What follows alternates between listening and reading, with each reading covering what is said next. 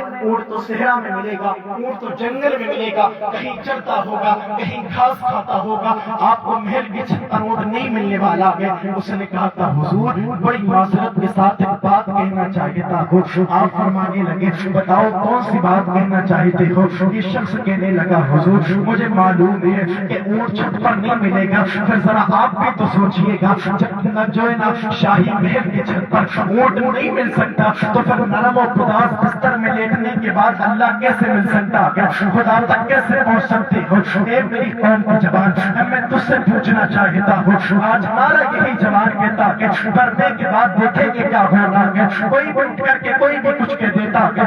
آج دنیا میں رہ کر کے اپنے اعمال پر غور نہ کرنے والے انسان، میں تجھ سے پوچھنا چاہتا ہوں کہ تو نے کبھی سوچا کہ شراب کے اڈوں پر تم کے جانے کے بعد کبھی رب کا خوف ہے اللہ اکبر تیرے دل میں پیوست نہیں ہوا؟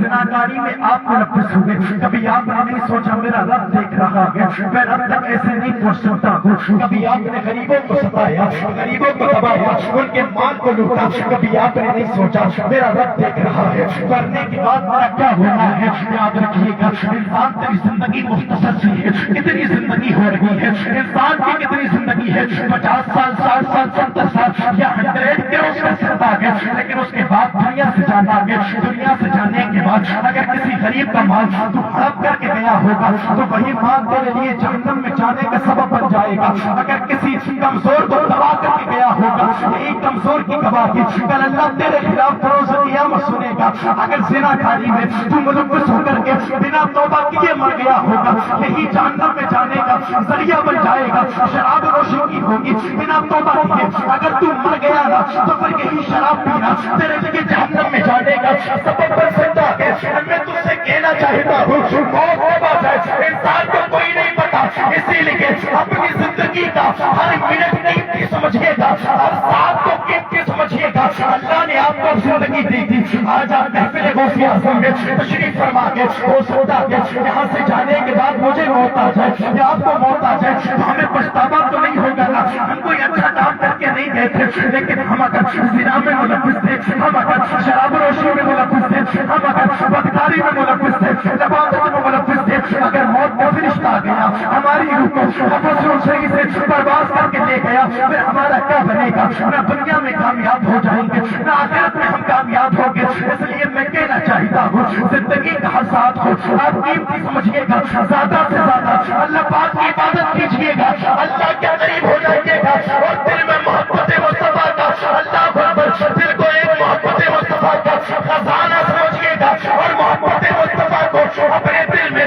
بے بس کر لیجیے گا، اور جب باقی میں سچا عزت مند روزے بات ہوگا اور تیرے دل میں میرے آقا کی سچی محبت ہوگی نا، پھر یہ سوال کہے گا کہ محمد سے بتا تو نے تو ہم تیرے ہیں، یہ جہاں چیز کیا لوگوں قلم سبحان اللہ سبحان اللہ، نعرہ تکبیر، نعرہ رسالت، نعرہ غوث، مسلک اعلی حضرت، علماء علیہ کرام، نعرہ تکبیر، نعرہ رسالت۔ ٹھیک ہے نا؟ اللہ پاک سے قریب ہونے کی کوشش کیجیے گا، بہت اچھے۔ اس لیے کہ کوئی بھی اچھا کام کا کوئی ہے دنیا میں بتاؤ؟ قرآن کہتا ہے لَخِلَّهُ يَوْمَئِذٍ بَعْضُهُمْ لِبَعْضٍ عَدُوٌّ۔ یاد کیجئے گا وہ وقت جب تیرا گہرا دوست بھی اخلا لفظ استعمال ہوا، یہ اخلا خلیل کی جمع ہے، اور خلیل کا معنی ہوتا ہے گہرا دوست، پکا دوست۔ پہلی بات تو گہرا دوست ملتا نہیں، پھر قرآن کہتا ہے الاخلاء یومئذ بعضهم لبعض عدو۔ یاد کیجئے گا وہ وقت جب آپ کے گہرے دوست بھی آپ کے دشمن بن جائیں گے، صحیح بات ہے، دشمن بنیں گے۔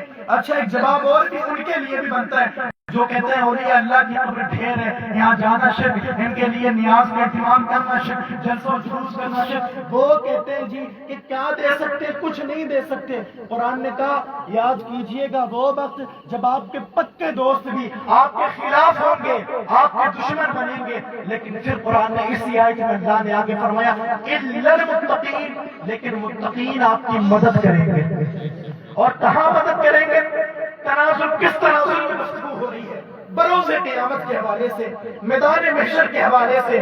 اللہ نے کہا وہاں گہرے دوست بھی تیرے دشمن بن جائیں گے، لیکن جو متقی ہوں گے نا وہ تیری مدد فرمائیں گے، تیری مدد کریں گے۔ مجھے بتاؤ جی جب اس دن یہ مدد کر سکتے ہیں۔ بس آخری بات میں کہہ رہا ہوں، اپنی جگہ لے رہا ہوں، اس لیے آپ کو ذرا ساتھ دینا پڑے گا۔ میں بات ایسے کہہ رہا ہوں، واقعی میں محبت اولیاء نا تو تڑپیں گے ہم۔ مجھے بتائیں قرآن نے کہا اس دن یہ تیرے پکے دوست بھی تیرے دشمن بنیں گے، نہ باپ کام آئے گا، نہ ماں کام آئے گی، نہ بیٹا کام آئے گا، نہ بیٹی کام آئے گی۔ غرض کی یہ دنیا دار جتنے تیرے گہرے دوست ہوں گے سب تیرے خلاف ہوں گے، تیرے دشمن ہوں گے، لیکن آج قرآن نے کہا اِنَّ الْمُتَّقِينَ، لیکن جو متقی ہوں گے نا یہ تیری مدد کریں گے۔ آؤ ذرا قرآن سے پوچھتے ہیں متقی کون ہوتے ہیں، پرہیزگار کون ہوتے ہیں؟ تو قرآن کا نماز پارا اٹھاؤ، اللہ نے قرآن میں کہا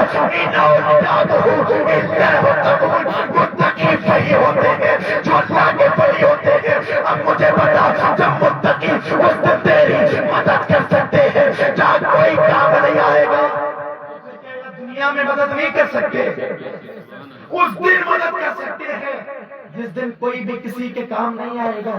تو پھر یہاں پر ہماری کیوں نہیں مدد کر سکتے، کیوں نہیں مدد کریں گے؟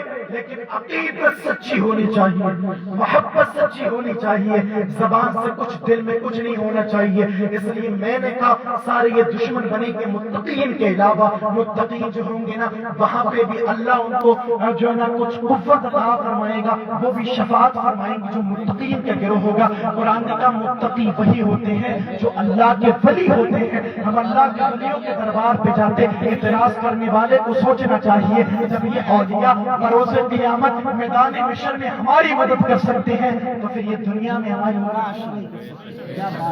کیوں نہیں کر سکتے؟ سوچنا چاہیے، ذرا تاثر کہیں نا انسان ہٹا کر کے دیکھے نا، دیکھے گا اس کو کہ بھئی کتنی کیا کیا نہیں دیتے، کیا کیا دیتے، کیا کیا نہیں دیتے۔ بس میں اپنی بات کو ختم کر رہا ہوں، اللہ سے یہ دعا کر کے جو بھی دوران گفتگو میں نے تقریر میں جو بھی دوران گفتگو اگر آپ ہوں سب کو اللہ پاک معاف فرمائے، اور اللہ سب سے پہلے ساری باتوں پر مجھ کو اور آپ سب کو عمل کرنے کی توفیق عطا فرمائے۔ رہی زندگی تو پھر ملیں گے انشاءاللہ، پھر کبھی گفتگو ہوگی۔ اب اللہ سے دعا کرتے ہیں اللہ ہم سب کو جو ہے نا ساری باتوں پر عمل کرنے کی توفیق عطا فرما دے۔ اللہ پاک ہم سب کو بالخصوص طریقے سے نماز پنجگانہ کی توفیق عطا فرما دے۔ استغفر اللہ ربی من کل ذنب و اتوب الیہ۔